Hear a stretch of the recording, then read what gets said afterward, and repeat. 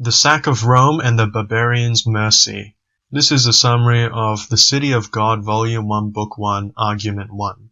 The first argument is, of the adversaries of the name of Christ, whom the barbarians for Christ's sake spared when they stormed the city. Augustine recounts how the churches were spared from the wrath of the barbarians, an act of mercy from destruction. Are not Those very Romans who were spared by the barbarians through their respect for Christ become enemies to the name of Christ. For in the sack of the city they, the churches, were an open sanctuary for all who fled to them, whether Christian or pagan. So during the sack of Rome by the barbarians, the pagans who hated Christ fled into the churches to escape the plundering.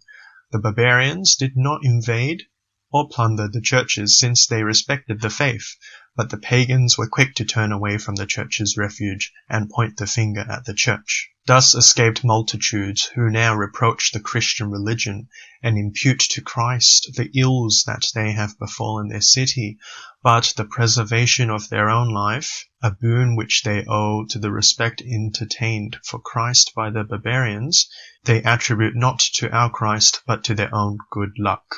The pagans then had the audacity to say that it was their own good luck which saved them from being plundered and raided despite having sought sanctuary in Christ's church. This is the equivalent of biting the hand that feeds you. That being said, the church will always remain a sanctuary for the persecuted, downtrodden, poor, and destitute in fulfillment of what Christ taught his followers to do, to love thy neighbor. Also, the barbarians showed them mercy, a Christian virtue. The pagans ought to have given reverence to God for their short-term salvation, but they do not. Instead, they mock Christ's servants despite them giving refuge. Yet not.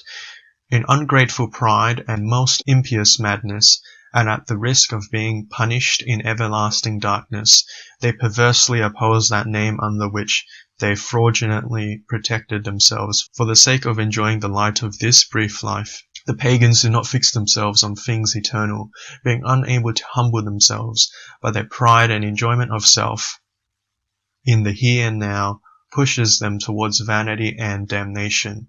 Even in today's society, we find people who are heathens, who delight in hedonism and pleasure, and would blame the church for societal falling, when they are the ones who do not have responsibility, who merely help to speed up societal collapse by being dissociated, self-seeking, and blaming others. So yeah, that concludes the first argument of the adversaries of the name of Christ, whom the barbarians for Christ's sake spared when they stormed the city. If you have any thoughts, leave them down in the comments below, and be sure to like, share, subscribe. Remember to watch my next coming videos on the City of God as well. Thank you. Bye bye.